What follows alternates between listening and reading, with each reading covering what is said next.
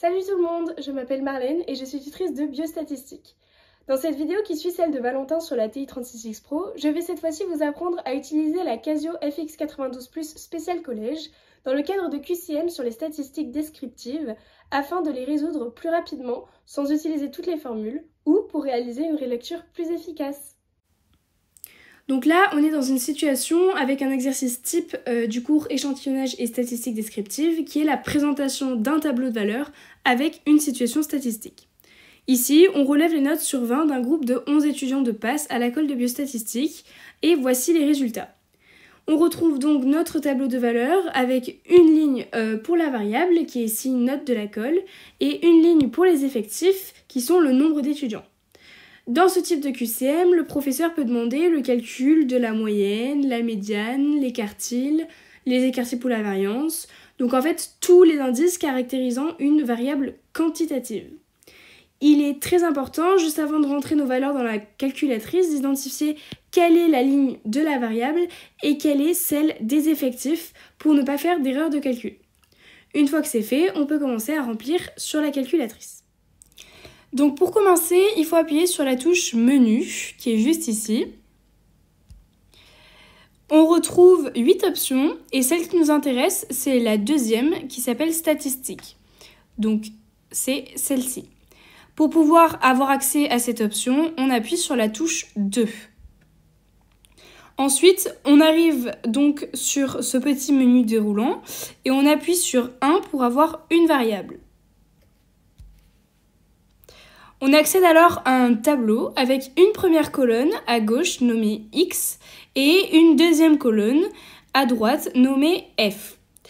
Dans la première colonne, on va remplir les valeurs de la variable qui sont ici donc les notes de la colle.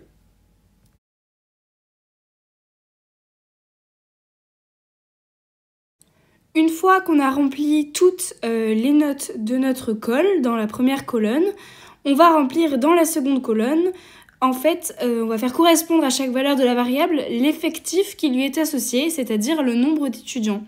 Donc on remonte, on passe sur la colonne des effectifs et on va modifier chaque effectif pour associer à la note de la colle le bon effectif.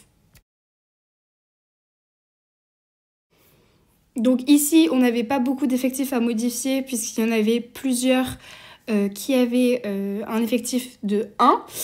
Et une fois que c'est fait, on va appuyer sur une touche qui s'appelle OPTN, en haut à gauche, là, juste ici. Et on va vouloir, dans le menu de déroulant qui s'affiche, choisir calque à une variable, donc le numéro 3. Donc on appuie bien sur la touche 3.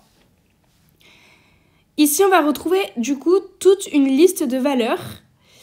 Et on va voir plus en détail à quoi chaque valeur correspond. Ici, donc, notre X bar correspond à la moyenne qui est de 11,18181818. On retrouve ici le sigma carré X qui correspond à notre variance observée et le sigma X qui correspond à notre écart type observé. On retrouve aussi notre S carré qui correspond à notre variance estimée et juste en dessous notre SX qui correspond à notre écart type estimé.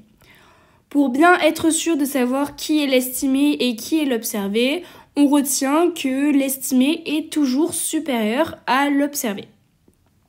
On retrouve donc le N qui est le nombre total de notes. Le minimum, donc la note minimale c'est bien 6. Le premier quartile, la médiane, qui est aussi le deuxième quartile, et le troisième quartile. Et on nous donne aussi le maximum. C'est la fin de cette vidéo sur l'utilisation de la Casio Collège dans le cadre des échantillonnages et statistiques descriptives. J'espère qu'elle aura été claire pour vous. Si vous avez la moindre question, n'hésitez pas à venir en séance en permanence ou bien sûr sur le forum. Je vous souhaite bon courage pour la suite et accrochez-vous!